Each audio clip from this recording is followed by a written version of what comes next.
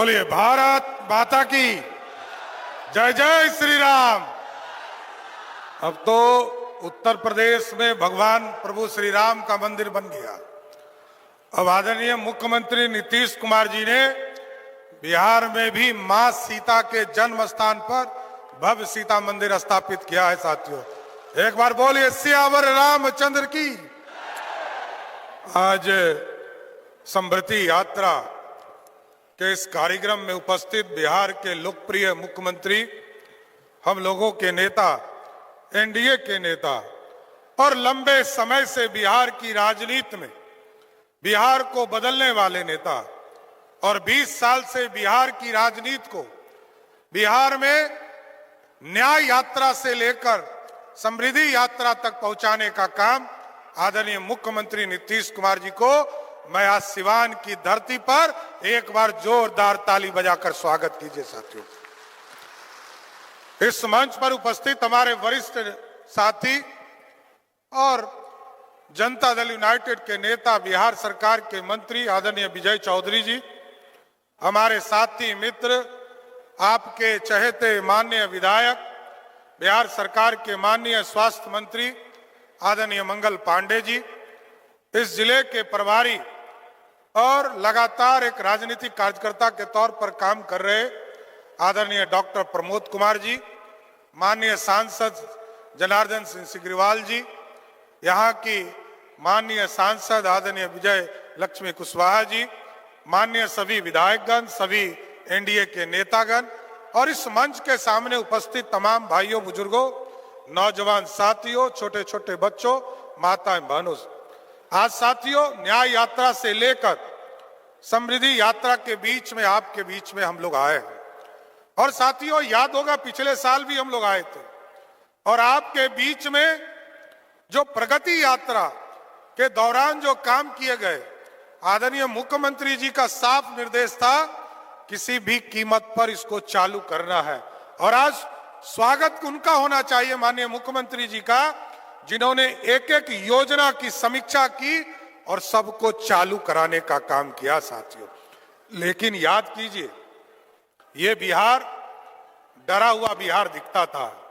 यही सिवान था जब 1996 का चुनाव हो रहा था और पहली बार एनडीए का स्वरूप बना था। साथियों, यहां कभी एनडीए का झंडा नहीं लगता था, लेकिन नीतीश कुमार जी ने सुशासन का नींव इसी सिवान से रखा। आज सभी पार्टी स्वतंत्र तौर पर काम कर पा रहे हो। आज सभी पार्टियां यहां राजनीतिक तौर पर साफ सुथरा काम कर पा रही है और मैं सिवान के लोगों को धन्यवाद देना चाहता हूं। पिछले चुनाव में तो मात्र 2 सीटें हमें आप लोगों ने दिया था, लेकिन इस बार 8 में से 60 सीट देकर बिहार में प्रचंड बहुमत देने का काम किया। साथ और मुख्यमंत्री जी को याद कीजिए, साथ प्रधानमंत्री जी को याद कीजिए। आदरणीय प्रधानमंत्री जी ने कहा हम गांव-गांव बिजली पहुंचाने का काम करेंगे।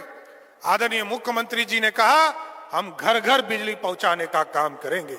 और आज देखिए साथियों, जब मुख्यमंत्री जी ने निर्देश किया कि बिहार के गरीबों को, बिहार में जिन लोगों को भी बिजली घरों तक पहुंचा है, उन तमाम लोगों को 125 यूनिट बिजली मुफ्त देना है, तो आपको जानकर खुशी होगी 1,90,00,000 परिवार बिजली से डोमेस्टिक यूज करते हैं।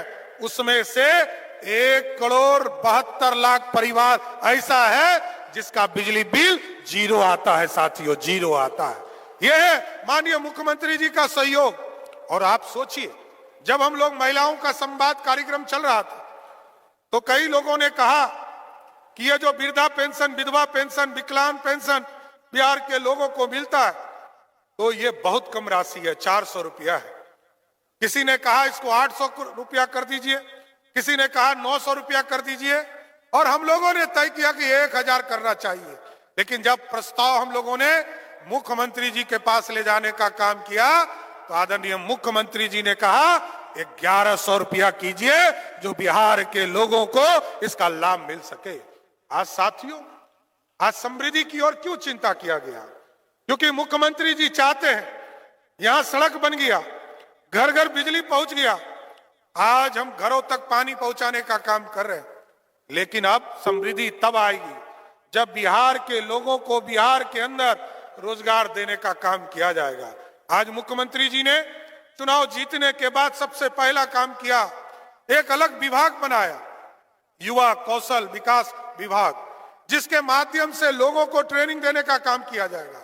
और साफ तौर पर मुख्यमंत्री जी का कहना, अगले 5 वर्षों में जिस तरह नीतीश कुमार जी ने 2005 से लेकर 2020 तक 7.5 लाख लोगों को सरकारी नौकरी देने का काम किया, 2020 से लेकर 2025 तक सरकारी नौकरी और रोजगार के तौर पर लगभग 50 लाख लोगों को बिहार में देने का काम किया। इस बार हमारा टारगेट है कि हर हालत में 1 करोड़ लोगों को सरकारी नौकरी और रोजगार देने का काम बिहार की जनता को करना है साथियों। और यह तभी संभव होगा क्योंकि अब हम इंडस्ट्री खड़ा करना चाहते हैं साथियों। हम सेमीकंडक्टर के पॉलिसीज को खड़ा कर रहे हैं, आईटी के पॉलिसीज को ला रहे हैं, हम डिफेंस कॉरिडोर बना रहे हैं, हम इन तमाम चीजों की स्थापना के लिए जमीन भी उपलब्ध करा रहे हैं। और जो बड़ा फैक्ट्री लगाएगा उसको 1 रुपया पर जमीन देने का काम कर, हम इंसेंटिव देने का काम कर रहे हैं। क्योंकि बिहार के पास सड़क है, बिजली है, पानी है, लोगों के पास टेक्नोलॉजी, दूसरे जगह राज्यों में जाकर हमारे बच्चे नौकरी करते हैं, अच्छा नौकरी करने तो आगे भी जाए। लेकिन इस बार हम लोगों ने व्यवस्था किया है कि जो लोग भी मजदूरी करने बिहार से बाहर जाते हैं उनको हर हालत में चिन्हित करके उनको बिहार में रोजगार देने का काम बिहार की सरकार करेगा साथियों। इसलिए तमाम लोगों को समृद्धि यात्रा के माध्यम से जरूर यह स्वस्थ करना चाहते हैं। यह पूरी सरकार आपके लिए काम कर रही है और स्वाभाविक है, न्याय से लेकर प्रगति से लेकर समृद्धि यात्रा का मकसद ही है बिहार के लोगों के विकास को आगे पहुंचाना। याद कीजिए, यही सिवान था, यहां से पटना जाने में 7 से 8 घंटा लगता था, लेकिन आज यदि आप पटना से चलते हैं तो 2.5 से 3 घंटा में आराम से सिवान पहुंच जाते हैं। यह बदला हुआ बिहार है। आज स्वास्थ्य की व्यवस्था आदरणीय मुख्यमंत्री जी ने तय किया कि बिहार में 38 जिले हैं, सभी 38 जिलों में हम मेडिकल कॉलेज बनाएंगे। और आपके यहाँ तो बड़ा भव्य, आज अभी हम लोग गए थे समीक्षा के दौरान, वहां सबसे पहले मुख्यमंत्री जी ने कहा कि हम लोग मेडिकल कॉलेज देखेंगे कितना दूर तक बना है। और मेडिकल और स्वास्थ्य विभाग ने, मंगल पांडे जी और उनकी टीम ने बताया इसी साल 2026 में मेडिकल कॉलेज को शुरू करने का काम किया जाएगा साथियों। और मैं बताना चाहता हूं, आदर्श मॉडल स्कूल बनाने का काम किया जा रहा है। और साथ ही साथ जिस भी प्रखंड में हमारे डिग्री कॉलेज नहीं है, हम आपको आश्वस्त करते हैं, आदरणीय नीतीश कुमार जी ने निर्देश दिया है बिहार के सभी प्रखंडों में डिग्री कॉलेज खोलने का काम बिहार की सरकार करेगा साथियों। इसलिए तमाम लोगों को समृद्धि यात्रा के माध्यम से हम बधाई भी देना चाहते हैं।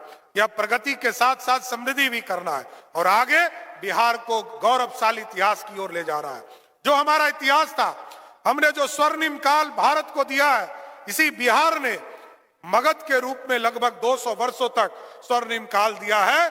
अब समृद्धि की ओर उसी तरह रास्ते पर हम खड़े हैं और आगे बिहार उसी रास्ते पर खड़ा होगा और समृद्धि के माध्यम से बिहार को फिर से गौरवशाली इतिहास लौटाने का काम करेगा।